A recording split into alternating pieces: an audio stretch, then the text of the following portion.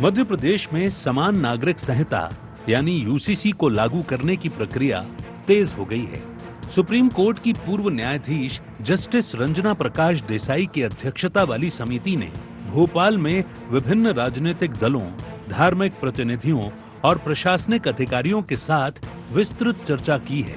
अब इसके बाद कमेटी फाइनल ड्राफ्ट सरकार को सौंप देगी, लेकिन रिपोर्ट सबमिट होने से पहले ही इस मुद्दे पर सियासी तापमान बढ़ गया है। कांग्रेस अध्यक्ष जीतू पटवारी ने यूसीसी पर सवाल उठाते हुए कहा है कि इसके लागू होने से आदिवासी समुदायों के अधिकारों और हितों पर कुठाराघात होगा, इसलिए इसके व्यापक प्रभावों का गहन अध्ययन जरूरी है। उन्होंने अन्य राज्यों का हवाला देते हुए कहा कि गुजरात और असम जैसे राज्यों में लागू यूसीसी के परिणामों का आकलन होना चाहिए।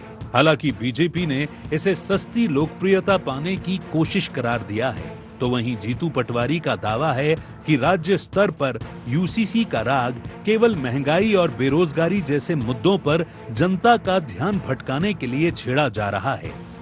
यूसीसी को लेकर मध्य प्रदेश में मंथन तेज। ड्राफ्ट कमेटी ने भोपाल में की विस्तृत चर्चा। राजनीतिक दलों और धर्म गुरुओं से संवाद। सरकार को जल्द सौंपा जाएगा फाइनल ड्राफ्ट। विधानसभा के मानसून सत्र में पेश होगा यूसीसी बिल। राज्यों में से पहले गुजरात में किया, इससे क्या फायदा हुआ, क्या नुकसान हुआ। आसाम में हुआ, इससे क्या फायदा हुआ, क्या नुकसान हुआ। उत्तराखंड में हुआ, वहाँ पर इसके बाद किस तरह की परिस्थिति, इसका क्या आकलन सरकार ने किया है क्या। ये केंद्र से अंतर्गत आने वाला विषय है। मध्य प्रदेश दूसरे राज्यों से अलग स्टेट है। मध्य प्रदेश में लगभग 1,60,00,000 आदिवासी परिवार के लोग यहाँ। मैं मानता हूँ कि क्या ये यूसीसी से उन आदिवासियों के हितों के साथ हम कुठाराघात तो नहीं कर रहे हैं, ये सवाल तो बनता है। कांग्रेस के आरोपों पर भारतीय जनता पार्टी ने भी पलटवार किया है। बीजेपी विधायक रामेश्वर शर्मा ने कहा कि कांग्रेस को सुझाव देने हैं तो वे प्रशासनिक स्तर पर जाकर दे सकते हैं। उन्होंने दावा किया कि यूसीसी से आदिवासी समुदाय को कोई नुकसान नहीं होगा। वहीं बीजेपी के प्रदेश मीडिया प्रभारी आशीष अग्रवाल ने कहा कि यूसीसी लोकतांत्रिक व्यवस्था के लिए जरूरी है और मध्य प्रदेश में इसके लागू होने का सभी को स्वागत करना चाहिए। उन्होंने कांग्रेस पर तुष्टीकरण की राजनीति करने का आरोप लगाया। यूसीसी यानी समान नागरिक संहिता, और ये एक लोकतांत्रिक देश में तो होना ही चाहिए। और गर्व है कि मोदी जी और मोहन जी के राज्य में अब मध्य प्रदेश में भी अब ये लागू होने वाली है। कांग्रेसियों की बौखलाहट स्वाभाविक है, क्योंकि तुष्टीकरण की राजनीति करते करते इनको किसी वर्ग के विकास की ही चिंता नहीं। यूसीसी में भी जब अन्य समाज और धर्म के लोगों को भी वही हिस्सा मिलेगा जो किसी और समाज को मिलता है, तो ऐसे में कांग्रेस की बौखलाहट स्वाभाविक है। कुल मिलाकर यूसीसी को लेकर मध्य प्रदेश की राजनीति गर्मा गई है। एक ओर कांग्रेस इसे सामाजिक और संवैधानिक प्रभावों के अध्ययन के बिना जल्दबाजी बता रही है, तो दूसरी ओर बीजेपी इसे समान नागरिक अधिकारों की दिशा में बड़ा कदम मान रही है। अब देखना होगा कि यूसीसी का ये मसौदा राज्य की सियासत और सामाजिक विमर्श को किस दिशा में ले जाता है। Bureau report IND 24।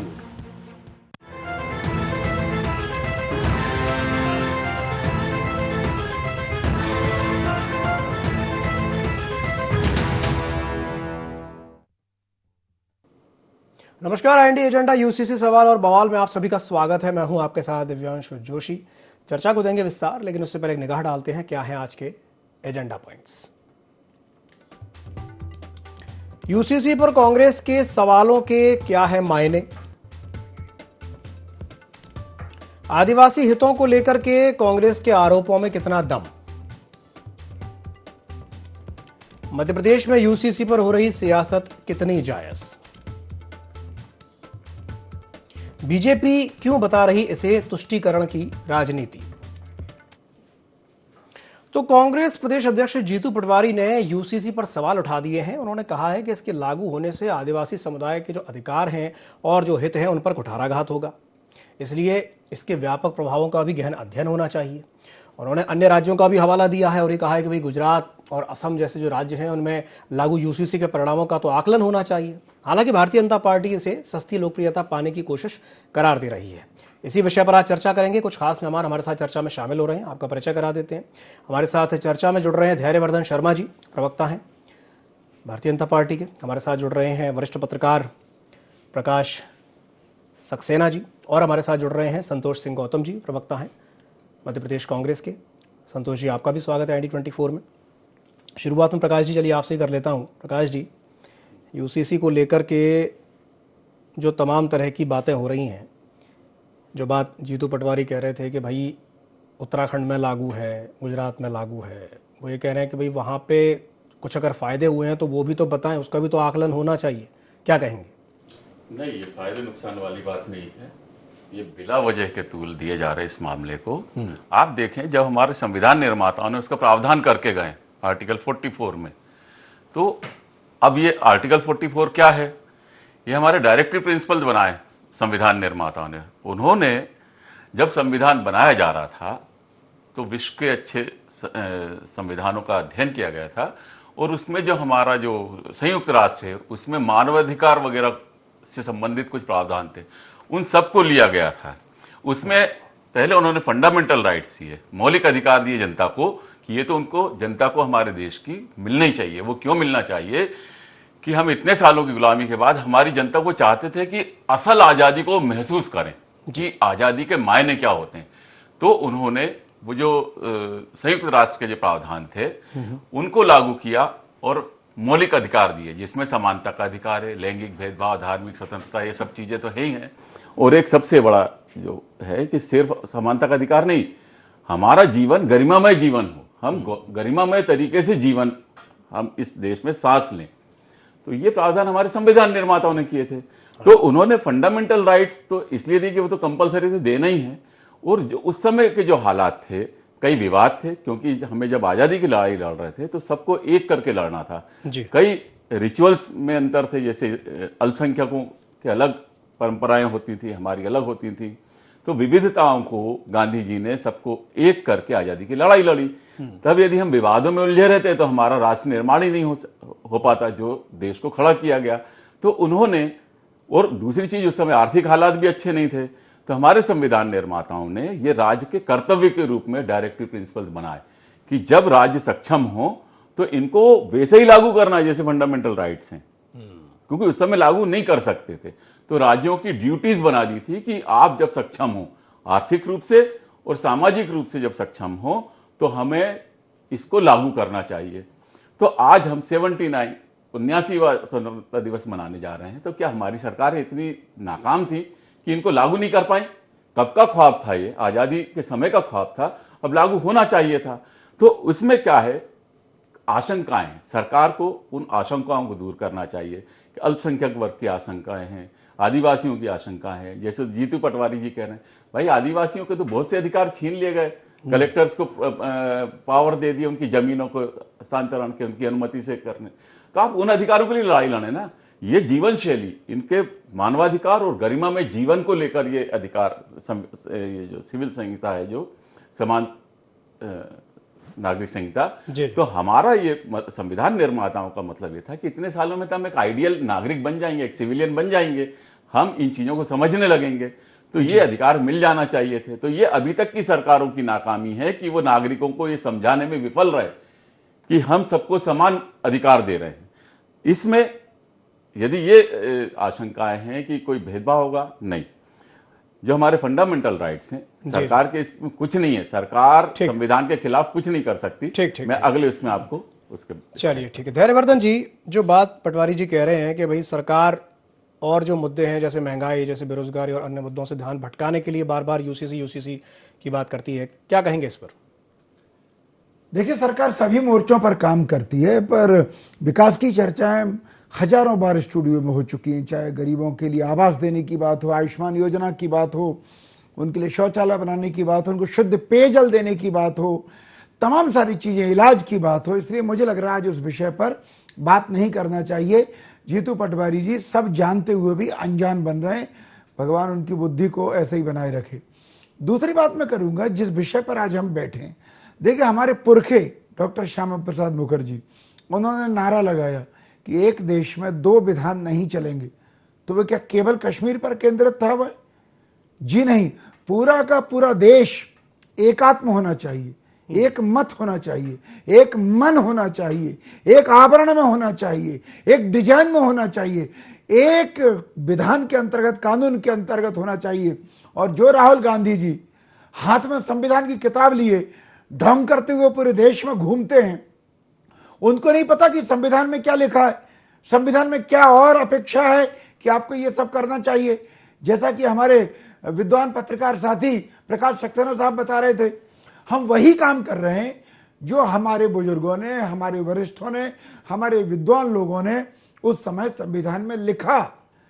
और आपने बहुत अच्छी बात कही प्रकाश जी, मैं 99% आपकी बात से सहमत हूं, पर 1% शायद आप मर्यादा में वो थोड़ा सा इनकी इज्जत उछालने से आपने इनको बचा लिया। दरअसल उस संविधान में जब ये उल्लेख किया गया कि उचित अवसर पर समान नागरिक संहिता आदि का निर्धारण किया जाएगा, तो उसका आशय 2-5 साल था, ज्यादा से ज्यादा 10 साल, कि भाई 1-2 पंचवर्षीय योजनाओं के बाद आप बेहद जरूरी काम निपटाने के बाद एक कानून व्यवस्था का देश में एक वातावरण बन जाए, राज्यों का, जिलों का, सब जगह, उसके बाद अगले काम शुरू करिए। पर आपने उनको ठंडे बस्ते में डाल दिया, क्योंकि आप चाहते हैं कि भारत एक नहीं 2 दिखें, भारत 3 दिखें, भारत 4 दिखें, भारत के लोगों के बीच खाई दिखे। ये कांग्रेस का षड्यंत्र था। ठीक, संतोष जी आपकी प्रतिक्रिया। देखिए दिव्यांशु जी, अभी धैर्यवर्धन जी ने जब अपनी बात शुरू की तो उन्होंने 2 बातों को लेकर बात शुरू की अपनी। एक तो उन्होंने बोला कि हमारे पुरखे, जिसमें उन्होंने श्यामा प्रसाद मुखर्जी जी का नाम लिया, और दूसरा कहा कि राहुल जी संविधान की किताब को लेकर ढोंग करते हैं। तो ये अपने जिस वैचारिक पुरखे श्यामा प्रसाद मुखर्जी जी की बात कर रहे हैं, उनका जो इतिहास है वो सबको पता है कि जब भारत छोड़ो आंदोलन पूरा देश में चल रहा था अंग्रेजों के विरुद्ध, तब श्यामा प्रसाद मुखर्जी, सावरकर और गोलवलकर अंग्रेजों की सेना में भर्ती होने के आह्वान कर रहे थे। ये इनका काला इतिहास है। मुस्लिम लीग की सरकार में वो मंत्री बने हुए थे, आप सबको पता ही होगा, इतिहास मुझे बताने की जरूरत नहीं है। तो ऐसे श्यामा प्रसाद मुखर्जी जी यदि इनके वैचारिक पुरखे हैं तो ये देश के कितने बड़े प्रेमी हैं, हम आसानी से अंदाजा लगा सकते हैं। दूसरा, जिस संविधान की किताब को राहुल गांधी को लेकर घूमने की बात कर रहे हैं, वो संविधान की किताब मेरे हाथ में भी है, जिसको ये कह रहे हैं कि वो ढोंग कर रहे हैं। संविधान कोई ढोंग नहीं है धैर्यवर्धन जी। दरअसल संविधान को ढोंग आपने पहले दिन से इसलिए माना कि जब संविधान 26 जनवरी 1949 को लागू हुआ इस देश में, तब आपके जितने वैचारिक पुरखे थे ये सब अंबेडकर जी का विरोध करने पहुंचे और बोला इस संविधान को हम नहीं मानते क्योंकि ये मनुस्मृति के इसमें अंश नहीं है। तो संविधान के आप कितने मुखर विरोधी रहे हो, और यह कितना मुखर विरोध क्या किसी से छिपा नहीं है। संविधान की प्रतियां जलाने वाले आप ही तो लोग थे ना, जिन्हीं सब कारणों के कारण महात्मा गांधी की हत्या में नाम आने में, संविधान की प्रतियां जलाने में आप ही लोगों का तो योगदान था ना, जिसके कारण सरदार पटेल ने आरएसएस पर प्रतिबंध लगाया था। तो यह तो हुई आपकी वैचारिक शुरुआत की बात। दूसरी मैं कह दूं कि जीतू पटवारी ने कुछ गलत नहीं कहा है। अगर उन्होंने कहा है कि इस मध्य प्रदेश में जो जमीनी मुद्दे हैं, चाहे किसानों की समस्या है, बेरोजगारी की समस्या हो, महंगाई की समस्या हो, इन भ्रष्टाचार की समस्या हो, इन सारे मुद्दों से ध्यान भटकाने के लिए यदि यूसीसी लाया गया है तो ये कोई आश्चर्यजनक नहीं है। इनको तो ये लाना ही था, क्योंकि अपनी असफलताओं पर पर्दा डालने के लिए ये नित नए हथकंडे अपनाते रहते हैं। और दूसरा दिव्यांशु जी, मैं ये कह दूं कि अगर मध्य प्रदेश में अगर ये लागू है, मध्य प्रदेश के 20 जिलों के 89 विकास खंडों में 5वीं और 6ठी अनुसूची लागू है, और पैसा एक्ट भी 96 का लागू है, और मध्य प्रदेश में 21% जनसंख्या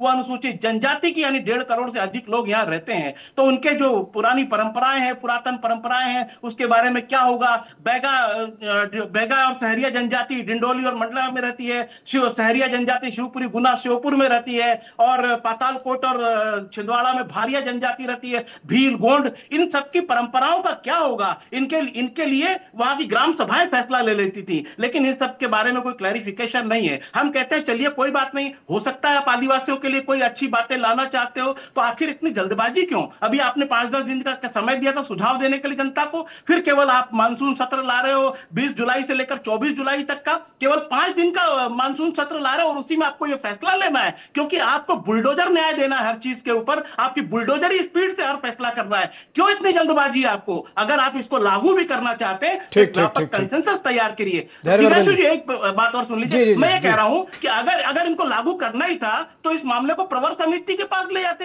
विधानसभा की प्रवर समिति के पास ले जाते, सेलेक्ट कमेटी के पास ले जाते और उस पर विचार होता, क्योंकि उसमें विशेषज्ञ डिफरेंट लोगों से विचार विमर्श करते। तो आखिर ये जल्दबाजी में इसलिए है क्योंकि अपनी असफलताएं छुपाना है, ध्रुवीकरण की कोशिश है, और भारतीय जनता पार्टी के लिए कोई नया नहीं है कि अपनी असफलताओं को छुपाने के लिए इस तरीके की साजिशें वो करती रहती है। ठीक है, ये भी देखिए, सवाल है कि संतोष गौतम जी जल्दबाजी को कर- मैं जी, लगभग 10 वर्षों से जानता हूं, जी, विद्वान और विनम्र प्रवक्ता हैं, पर आज पता नहीं क्यों कांग्रेस की घिसी पिटी बात को बहुत आक्रोश के साथ प्रस्तुत कर रहे हैं। मुझे बताइए, अगर डॉक्टर श्यामा प्रसाद मुखर्जी का इतिहास आपको ज्यादा पता था तो नेहरू जी के मंत्रिमंडल में उनको क्यों लिया गया? इसलिए लिया गया था क्योंकि वो बंगाल के जन मन की आवाज थे। वो उस समय के बंगाल को बचाने के लिए आम जन के चहेते थे। इतिहास आप लोगों को भी ठीक से पढ़ना चाहिए। आपने जो लिख दिया वही सही है, बाकी की चीजें जो कहीं रिकॉर्ड में नहीं है उसके नाम पर कुछ भी झूठ परोसेंगे क्या आप? दूसरी बात आती है शहरी भील आदिवासी भाइयों की। वो भाई बहन बहुविवाह इस तरह नहीं करते। वो मध्य प्रदेश के साथ साथ अभी गुजरात में लागू हुआ है, उत्तराखंड में लागू हुआ है। कहाँ के आदिवासी भाइयों की नाराजगी आ रही है? वो सब हमारी सरकार ध्यान रख रही है। आप तो उनकी आड़ में राजनीतिक रोटियां सेकना चाहते हैं। और मुझे यह समझ में नहीं आ रहा, इस यूसीसी के मुद्दे में, समान नागरिक संहिता के विषय में, अभी ऐसा कौन सा विषय है जिससे किसी को बिलबिलाहट हो रही हो, तमतमाहट हो रही हो? मुझे बताइए, क्या अच्छा जीवन जीने के लिए एक पत्नी रखना पर्याप्त नहीं है? क्यों भाई 2-2, 3-3 के चक्कर में पड़ोगे, 4-4 के चक्कर में पड़ोगे? कोई सौत आएगी किसी की पत्नी की, फिर उनके बच्चों में विवाद होंगे, फिर संपत्ति के बंटवारे के विवाद होंगे, तमाम सारे तलाक के मुकदमे को झेलना पड़ेगा। यदि हमारे देश में, जो कि सांस्कृतिक तौर पर बहुत पवित्र देश माना जाता है, यहाँ पर लिव इन रिलेशन को ठीक नहीं माना जाता, पर इसके बावजूद भी नौजवान पीढ़ी अगर लिव इन रिलेशन में रह रही है, उनका जो बच्चा पैदा होगा उसको नाना प्रकार के नाम दिए जाएंगे। कोई इसको नाजायज बोलेगा, कोई अवैध बोलेगा। क्या सरकार इसलिए है? उनका बेचारों का क्या कसूर होगा? नहीं, धैर्यवर्धन इसलिए जी, सरकार उनको भी उत्तराधिकार के दायरे में लाना चाहती है। नहीं धैर्यवर्धन जी, लिव इन को लेकर के भी देश में कानून है। लिव इन को क्या आप बहुत खराब मानते हैं? क्या आप ये मानते हैं कि नहीं, लिव इन होना ही नहीं चाहिए? देखिए, खराब और सही की बात नहीं है। मैं ये कह रहा हूं कि देश के विद्वान लोग विचार विमर्श करके, जनता के साथ मंथन करके, चिंतन करके कोई कानून बनाते हैं। इस देश के नागरिकों को उस कानून के दायरे में रहना चाहिए। मैं केवल इतनी सी बात कर रहा हूं। मन मर्जी नहीं चलेगी, क्योंकि मन मर्जी अगर होगी तो उस आड़ में लोगों को खुराफात पैदा करने के लिए सुरंग वो मिलेगी, जगह मिलेगी, स्पेस मिलेगा। और यदि भिन्नता होगी तो मन मस्तिष्क में हम अलग अलग हैं, ऐसा भाव पीढ़ियों पीढ़ियों तक बना रहेगा। चलिए ठीक है, आपकी बात पर मैं टिप्पणी ले लेता हूं। दोनों से टिप्पणी चाहूंगा। पहले प्रकाश जी आपसे लूंगा, उसके बाद संतोष जी के पास जाऊंगा। जी प्रकाश जी, क्या कहेंगे धैर्यवर्धन जी की बात पर? नहीं, जो धैर्यवर्धन जी जो कह रहे हैं, आप सिर्फ इस पे फोकस हो रहे हैं, ठीक है, ये भी एक अच्छी बात है। आप लिव इन रिलेशनशिप पे बात कर रहे हैं। आज ये है कि युवा शादी नहीं करना चाह रहा। आप फर्टिलिटी रेट पे आ जाइए। दिल्ली का ये आया था 2.1 बच्चे पैदा करनी थी, ये महिलाएं 1.2 पे आ रहे भी बहुत हैं। खराब। लोगों में एक निराशा युवा में आ रही। क्यों आ रही है? जॉब श्योरिटी नहीं है। हाँ। आपके आर्थिक सलाहकार हैं प्रधानमंत्री जी के, उन्होंने अभी कहा है कि प्लम्बर, रसोईया, ऐसे जॉब आप करें। क्या हम इस स्तर पे ले आए हैं देश को? आप जॉब श्योरिटी दें, लोग गरिमामय जीवन, अकेला ये नहीं कि आप एक पत्नी व्रत और ये कर लें। गरिमामय जीवन, अच्छी इनकम हो, अच्छी जीवन स्तर वो जी पाए, वो भी गरिमामय जीवन में आता है। आप उस पर क्यों नहीं ला रहे कोई बिल? आज आर्थिक अनियमितता कितनी बढ़ती जा रही है। आज जो इनइक्वलिटी जो लैब है उसकी रिपोर्ट आप देख लें। गिने चुने लोगों के पास संपत्ति और सारे संसाधन जुटते जा रहे हैं। तो युवाओं को आर्थिक सुरक्षा भी चाहिए, परिवारों को। आज आप वृद्धावस्था, आप आने वाले समय में देख लीजिए कि वृद्धावस्था का बहुत बुरा हाल होना है। पेंशन खत्म है, बच्चों को नौकरियां नहीं है। आने वाले समय वृद्धाश्रमों की बहुत ज्यादा जरूरत पड़ेगी जी। हैं। आप वो जो खोल भी रहे हैं, जो एक संस्था है, वो 50-60 हजार रुपये महीना उसका ले रहे हैं। आप आ नहीं रहे लोग, तो 35,000 कर दिया। तो बहुत बुरी स्थितियां हैं। भारत जैसे देश के लिए, जी भारत जैसे देश के लिए जो गरिमा में जीवन में आर्थिक संपन्नता भी आती है, आर्थिक जो हम आत्मनिर्भर बन पाए, ये कोई बहुत अच्छी स्थिति नहीं है, अच्छी स्थिति नहीं। अगर वृद्धाश्रम खोलेंगे तो यदि विपक्ष ये सवाल उठा रहा तो गलत नहीं है। जी। पर यह भी सही बात है कि ये भी एक हमारे ड्यूटीज हैं कि हम समान नागरिक संहिता को लाएं ताकि महिलाओं, आदिवासी सबको अधिकार मिल पाए, बराबरी का अच्छा गरिमा में जीवन वो जी पाए। ठीक है संतोष जी। देखिए दिव्यांशु जी, एक बात तो बिल्कुल स्पष्ट है कि भारतीय जनता पार्टी जब जब फेल होती है उसकी नीतियों पर तो इस तरीके के प्रोपेगेंडा वो करती है। हम देख रहे हैं कि हमारे 3 नागरिकों को अमेरिका ने अपनी मिसाइल से मार डाला, लेकिन जिस तरह से नरेंद्र मोदी जी उनके साथ गलबैयां कर रहे हैं और अपना अपमान तक सह रहे हैं, वो किलर तक बोल गया भारत के प्रधानमंत्री को, जिससे पूरा भारत आहत है, हम भी उसमें से एक हैं। तो उसके बाद भी अगर ये लोग कोई जवाब नहीं देने प्रधानमंत्री अगर ठीक से ट्रंप को, जैसा कि मेलोनी तक ने जवाब दे दिया, इटली की प्रधानमंत्री ने अमेरिका के राष्ट्रपति को जवाब दिया, लेकिन भारत के प्रधानमंत्री में वो नैतिक साहस नहीं था। तो इस प्रकार जब विदेश नीति के मोर्चे पर, देश की नीतियों के मोर्चे पर जब पूरी तरह से फेल्योर नजर आ रहा है, हमको मजबूरी में वेनेजुएला से तेल खरीदना पड़ रहा है, अमेरिका जहां से बता रहा है वहां से तेल खरीदना पड़ रहा है, लेकिन हम सस्ता तेल दूसरे मुल्कों से इसलिए नहीं ले सकते क्योंकि ट्रंप का हम पर दबाव है। मध्य प्रदेश में किसानों की आय दोगुनी करने की बात करते थे पिछले मुख्यमंत्री, वो आज तक समर्थन मूल्य तक नहीं दे पाई है मध्य प्रदेश में भारतीय जनता पार्टी की सरकार। किसान लाइनों में लगा हुआ है, खाद बीज की लाइनों में लाठियां खा रहा है पुलिस की, यहां पर कोई व्यवस्था नहीं है, बेरोजगारी चरम पर है, कोई बताने की जरूरत नहीं है, महंगाई चरम पर है, राजस्व के कोई स्रोत नए डेवलप नहीं कर पाई मध्य प्रदेश की सरकार। लेकिन धैर्यवर्धन शर्मा जी क्या करें, डिफेंड करने के लिए हिंदू मुस्लिम पर अभी उतर आए थे अपनी डिबेट के बीच में, वो इशारा करने लग गए थे एक वर्ग विशेष को लेकर। मैं ये कहना चाहता हूं कि मध्य प्रदेश के अंदर आखिर इतनी जल्दबाजी इनको क्या है कि ये इसको लागू करना चाहते हैं। दूसरा एक चीज उन्होंने कही कि श्यामा प्रसाद मुखर्जी जी को नेहरू जी ने अपने मंत्रिमंडल में लिया था। अरे भाई लिया था, मैं कहां मना कर रहा हूं, लेकिन इससे उनके पुराने पाप नहीं धुल जाते कि उन्होंने भारत छोड़ो आंदोलन में अंग्रेजों की सेना में भर्ती होने का आह्वान भारतीयों से किया था। और नेहरू जी ने तो इसलिए किया था कि वो लोकतांत्रिक प्रक्रिया में विश्वास रखते थे, वो पूरे देश के हर विचारधारा को अपने साथ में लेकर सरकार चलाना चाहते थे। श्यामा प्रसाद मुखर्जी क्यों, उन्होंने अन्य विरोधी विचारधाराओं को भी अपने मंत्रिमंडल में शामिल किया था। वो ईडी और सीबीआई नहीं भेजते थे विपक्षी दलों के नेताओं के ऊपर मोदी जी की तरह, वो उनके जेलों में नहीं ठूस देते थे। वो नेहरू जी थे, आदमकद व्यक्ति थे। आज के दो तीन लाइन बोल लेने दीजिए प्लीज। सुन लीजिए आज के लिलीपुट जो व्हाट्सएप यूनिवर्सिटी से अपना ज्ञान लेते हैं, उस गुलिवर से अपनी तुलना नहीं कर सकते। वो गुलिवर का व्यक्तित्व था जिसके लिए, जिसको आज भी प्रधानमंत्री मोदी इसलिए याद करते हैं कि अपनी असफलताओं का ठीकरा वो नेहरू जी पर फोड़ सके, जो कि 70 साल पहले दुनिया से जा चुके हैं। लेकिन नरेंद्र मोदी जी, आपको अपने सवालों के जवाब देना होगा कि वैश्विक सूचकांक जितने भी हैं उसमें भारत की स्थिति ऐसी क्यों है, इतनी गिरी हुई हालत क्यों है, हम अमेरिका का मुंहतोड़ जवाब क्यों नहीं दे पा रहे, हम चीन को जवाब देने की बात करते हैं, क्यों नहीं जवाब देने के लिए मोदी जी तैयार नहीं है। धैर्यवर्धन जी हैं तो मैं उनसे जवाब ले लेता हूं। आजादी के पहले जो कांग्रेस थी उसमें क्या संघ के लोग थे, क्या भाजपा के लोग थे, क्या जनसंघ के लोग थे? तब आप ही थे। आप अंग्रेजों के सुविधाएं लेते थे और उनके अनुसार आचरण करते थे, और वो नाम आज तक ढो रहे हो आप एओ ह्यूम साहब का। दूसरी बात, अगर अमेरिका के राष्ट्रपति के द्वारा उनकी वाणी बोली से कहे गए शब्दों का प्रमाण पत्र मान रहे हैं, तो अभी उन्होंने कहा कि शी जिनपिंग के बाद कौन सबसे बड़ा ताकतवर नेता, तो आप उसका उल्लेख क्यों नहीं कर रहे नरेंद्र मोदी जी का कि वो स्वीकार रहे हैं? ये सब वैश्विक नेताओं की बातों से अगर आप हमको कोसने के लिए तैयार बैठे तो उसके लिए आपको तैयार रहना होगा कि दूसरा पक्ष भी आपके सामने आएगा। तीसरी बात, हम जिस विषय पर आज चर्चा कर रहे हैं, मैं कह रहा हूं कि भाई बेटियों को पैतृक संपत्ति में हिस्सा मिले। अभी हिंदू धर्म की उस संपत्ति में तो प्रावधान है ही, बाकी के लोगों के भी मिल जाए तो इसमें किसको क्या कष्ट है? इसमें कहां हिंदू मुसलमान हो रहा है? भाई मेरी बेटी को थोड़ी मिलेगा किसी शफीक या रईस के घर की संपत्ति का हिस्सा, उसी की बेटी को मिलेगा भाई। जी जी। तो यहां कहां हिंदू मुस्लिम हुआ? मुस्लिम हुआ, हिंदू हुआ। हाँ, देश एक हुआ, देश का कानून एक हुआ, अवधारणा एक हुई, हमारी सोच एक हुई, बस इस पर बात कर रहे हैं। ठीक है, संतोष जी भी कुछ कहना चाह रहे थे क्या? जी संतोष जी। मैं ये कह रहा हूं कि ये कह रहे हैं कि हम हिंदू मुस्लिम नहीं करते, लेकिन अभी बीच में ये मुस्लिम नाम ले आए। बिना हिंदू मुस्लिम के भारतीय जनता पार्टी कोई डिबेट नहीं कर सकती। इसलिए नहीं कर सकती कि अगर ये हिंदू मुसलमान नहीं करें, अगर ये पाकिस्तान नहीं करें, तो ये बताएंगे क्या? इनकी उपलब्धियां तो शून्य है, इनकी उपलब्धियां शून्य है, चाहे आजादी के पहले की आजादी के बाद की, इन्होंने बनाया क्या? ठीक है धैर्यवर्धन जी बनाया क्या? ठीक है धैर्यवर्धन जी, एक सवाल मेरा आपसे ये भी है कि भाई क्या सरकार ने आदिवासी संगठनों से या जनजातीय विशेषज्ञों से पर्याप्त सलाह मशवरा किया है इसका ड्राफ्ट तैयार करने से पहले? क्योंकि ये बहुत जरूरी है। मैं मध्य प्रदेश के पहले के भी राज्यों का आपको हवाला दे चुका हूं, चाहे वो गुजरात हो, चाहे उत्तराखंड हो। आदिवासी भाइयों से चर्चा करने के उपरांत तमाम सारी चीजों में आदिवासी भाइयों को भी मुक्त रखा है।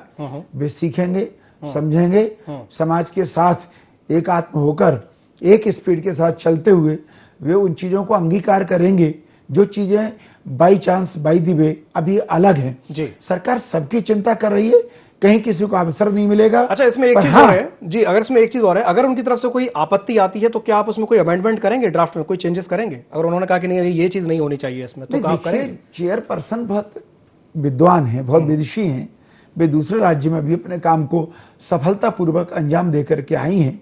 वहां भी आदिवासियों का बड़ा वर्ग है, वे जानती हैं कि आदिवासियों से हमें क्या बात करनी है, उनके हित कहाँ जुड़े हैं। इसलिए मैं भरोसा दिलाना चाहता हूं आपके चैनल के माध्यम से कि भैया ऑल इज वेल। चलिए, आपने कह दिया all is well. Prakash ji, एक अंतिम टिप्पणी हो जाए आपकी तरफ से, फिर चर्चा को समाप्त करेंगे जी। नहीं, इसमें जो कुछ शंकाएं हैं कि किसके साथ अन्याय और किसके नहीं, देखिए जितने भी अमेंडमेंट हुए, जैसे हमारे धैर्यवर्धन जी ने कहा कि हिंदू महिलाओं में ये 1954, 55, 56 में कुछ एक्ट बने, जैसे महिलाओं को तलाक का भी अधिकार दिया, उनको दत्तक, उनको जो पैतृक संपत्ति का अधिकार मिले, अडॉप्शन का, ये सारे अधिकार तब दिए। तब भी उस समय के हमारे यहाँ के जो रूढ़िवादी लोग थे हिंदू संगठनों के, उन्होंने विरोध किया था। लेकिन क्या है कि ये सब, एक चीज क्लियर कर दूं इस चीज को, ये सब हमारे फंडामेंटल राइट से जुड़े हुए हैं। क्योंकि आर्टिकल 14 समानता का अधिकार देता है, तो आर्टिकल 15 लैंगिक भेदभाव को भी खत्म करता है। बिल्कुल। आप देखिए अभी जो ट्रिपल तलाक का मामला था, पहले सुप्रीम कोर्ट से जीती है महिलाएं। जी। आप शायरा बानो वो 87 का है, वो नहीं, अलग है। उसमें तो अमेंडमेंट ले आए थे, तो उसमें कोर्ट ने राजीव गांधी सरकार पर जो सायरा बानो केस, वो महिलाएं गई, मुस्लिम महिलाएं कोर्ट गई, ट्रिपल तलाक को अनकॉन्स्टिट्यूशनल सुप्रीम कोर्ट ने डिक्लेयर किया, बाद में मोदी जी ने एक बनाया ठीक उससे संबंधित। तो मेरा मतलब है जो भी अमेंडमेंट होंगे फंडामेंटल राइट्स को वायलेट नहीं कर सकते। वो रिचुअल्स जो यदि कॉन्स्टिट्यूशन खिलाफ है, आपराधिक प्रवृत्ति की है, उनको तो पहले ही प्रावधान है, वो परंपराएं खत्म की जाएंगी। बिल्कुल। इसमें भी शायद सुप्रीम कोर्ट की परंपरा को खत्म नहीं किया जा सकता जो गैरकानूनी नहीं, बहुत अच्छे से जो जायज परंपराएं करने के बाद, जो मुस्लिमों में यदि निकाह होता तो निकाह ही होगा, वो नहीं होगा कि 7 फेरे करवा देंगे। मध्य प्रदेश परंपराएं ऐसी नहीं बदली आएंगी, जो डर है लोगों में। परंपराएं जो आपराधिक जो प्रवृत्ति की परंपराएं, जो संविधान विरोधी परंपराएं, विधि विरुद्ध समय की कमी को ही हटाया जाएगा। जी, समय की बाध्यता है। चलिए, बहुत बहुत धन्यवाद आप तीनों मेहमानों को हमारे साथ जुड़ने के लिए, चर्चा में शामिल होने के लिए। तो बात इतनी सी है कि यूसीसी अगर मध्य प्रदेश में लागू करना है तो मध्य प्रदेश की जो स्थिति है वो उत्तराखंड या आसाम या गुजरात से काफ़ी अलग है। यहाँ अलग तरह की जनजातियाँ निवास करती हैं, उनके अपनी रीति रिवाज हैं, परंपराएं हैं, उनके अपनी प्रथाएं हैं। उनका भी अच्छे से स्टडी करने के बाद और बहुत अच्छे से उनसे सलाह मशवरा करने के बाद ही उसका ड्राफ्ट लाया जाना चाहिए, हमारा ऐसा मानना है। एजेंडा में फिलहाल के लिए इतना ही। मुझे दीजिए इजाजत और आप बने रहिए ID24 के साथ। नमस्कार।